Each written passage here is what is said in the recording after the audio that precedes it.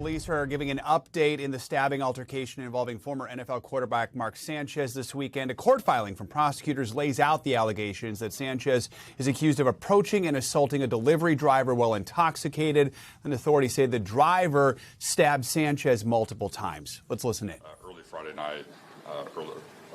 night, early Saturday morning involving the defendant Mark Sanchez. An initial probable cause affidavit was filed, and we made a preliminary charging determination based on that information. As is always the case, Chief and his team continued to work on this matter, continued to track down additional details for us, and really supplemented that probable cause affidavit.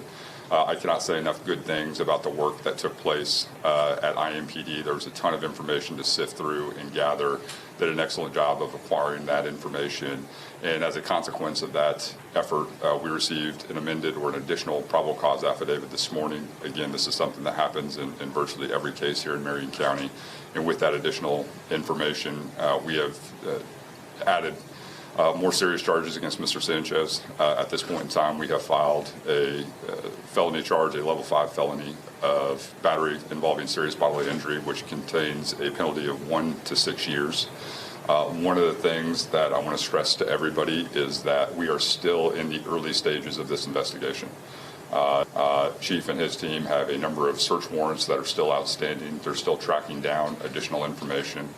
This is by no means the end of this investigation. This by no means means that these are going to be the final charges that we move forward with. We could not have done this case and be in a position to make today's charging decision without the hard work of IMPD and people in the community who came forward with information and pointed us in the right direction. And we've gathered a ton of information. One of the challenges you have in a case like this is the fact that you are dealing with individuals who are receiving medical care, and that's obviously the most important thing, that individuals are treated appropriately. But once we were provided with additional information about the victim's current medical condition, it became clear to us that additional charges needed to be filed. There's a supporting probable cause affidavit which was filed with the court today, which outlines the additional information which we have received thanks to the effort of IMPD, and that's why we were able to file the charges. A couple of things just about this incident. You know, certainly the thing that stands out to us is this was a situation that did not need to occur. You have the allegations involve a 38-year-old man becoming involved in an altercation with a 69-year-old man who sustained significant and very severe injuries as a result of that altercation. The probable cause outlines kind of the initial nature of that dispute. We are literally talking about people fighting over a parking space, or a dispute about where people are parking, and it resulted in someone receiving just incredibly significant injuries. Where this incident took place was an area of the city which was very well covered by surveillance footage. There are multiple angles of surveillance footage which capture the events that occurred. And in addition, we had a number of civilian witnesses who came forward with provided information about what took place. For us, though, we need additional information, and Chief's team is working on that. And once we receive that additional information, additional charges might be appropriate to file. In a case like this, one of the things that you are considering is where people are coming from, where were people going, what were they doing, and then once individuals receive medical care, we're obviously very interested in what those medical records look like, because they can a lot of times give us greater insight into what was going on that day and potentially provide some information into an individual's state of mind. And so with that, I'll turn it over to Chief Bailey. Thank you, Prosecutor. First and foremost, I want to say that my thoughts and prayers are with the victim in this case and his family as he is on the road to recovery.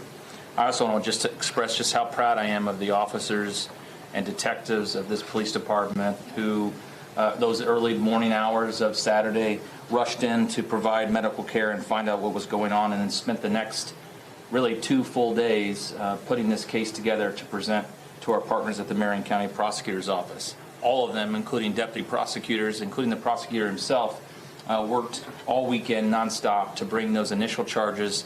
And as he said, we continue to work on this case to find additional information, additional evidence, and additional witnesses to make this case stronger. The professionalism that we saw from our teams is what makes this department one of the best in this city, one of the best in the country, and their commitment to our community and keeping downtown and every neighborhood in our city safe was evident. Downtown Indianapolis remains a safe and welcoming environment for the people that live here and the people that visit here. It remains one of our safest neighborhoods. To date, violent crime is down 5% in downtown. Property crime is down 11%. Overall crime is down 10%. And across our city, violent crime is down 21%. That is because of the hard work of all of our partners in the criminal justice system, including Prosecutor Mears and the work of our detectives, the work that we see from our Office of Public Health and Safety, and the work of our boots-on-the-ground community-based organizations who every day are doing their part to make our city safe. But I want to be clear about this. I don't care who you are. I don't care what you do for a living. I don't care where you live. If you come into our city, commit violence, we will use all the tools at our disposal to hold you accountable. As we move forward, IMPD will continue to maintain our strong, visible presence in downtown on those high visibility, high traffic weekends at major events to make sure that our community is safe. And I continue to urge our community to respect one another. As the prosecutor said, this did not need to happen. It just did not. We need to recognize our differences, respect those differences, and deal with our conflict without resorting to violence, because it's just not worth it. I appreciate the cooperation of our community and the downtown residents and businesses who continue to support their police department, each other, and work with us to solve our problems. Thank you, and now we will take some questions. Ryan Mears, Prosecutor Mears, are there any laws on the books that state that charges will be up based on maybe a victim's age, especially if this person was elderly?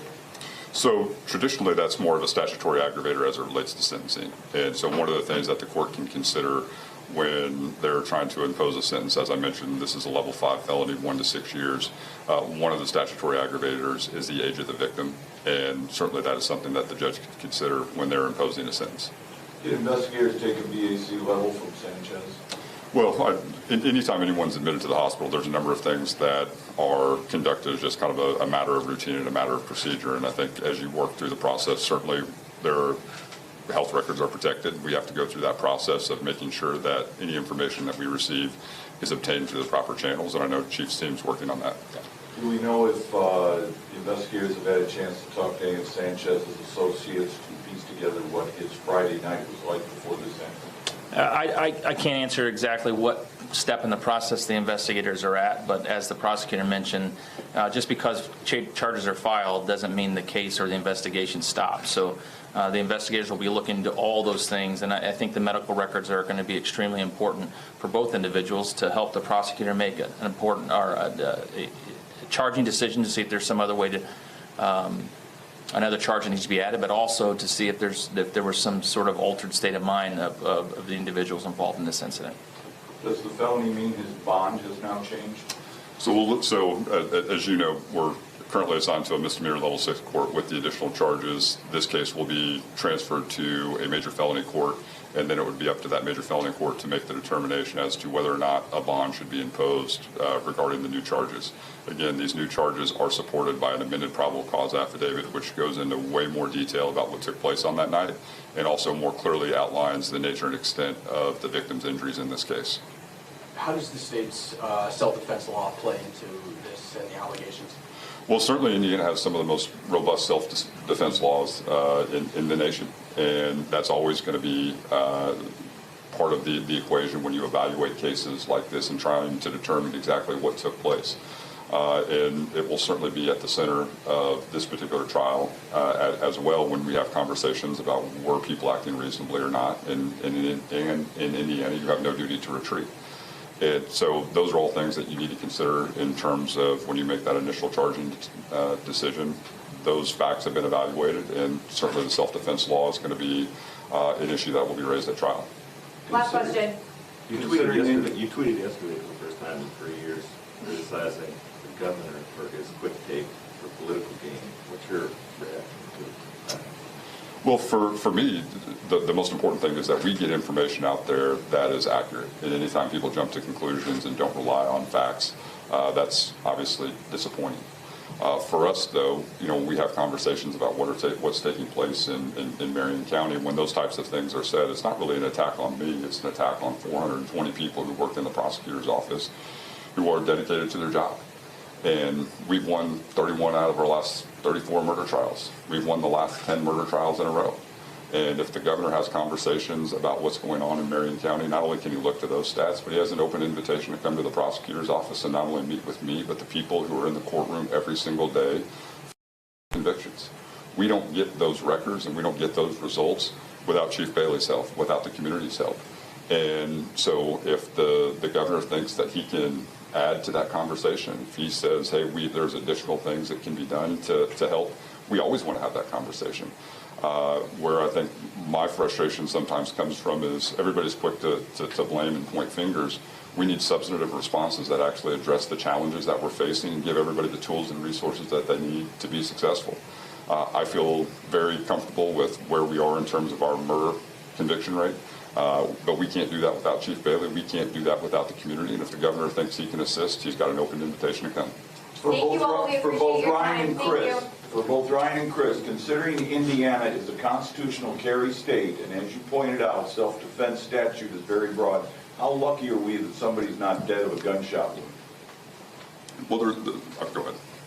I mean, I mean, we've seen over the last several years the number of cases that have to be screened from the prosecutor's office and look through that lens of self-defense, I think, go up. And that's because a lot more people are armed and protecting, which is their right that they have. But when conflicts, which I've said repeatedly, continue to drive violence in our community, simple conflicts over things like parking spots, and the list goes on and on that we've seen over the last several years of these tragic cases that turn violent because someone has a weapon of any sort. But we're lucky that no one's dead right now as a result of this incident that involved a knife. But certainly more people have guns, and we have to be mindful of that as we start and deal with conflict in our community. Thank you. Thank you, Chief.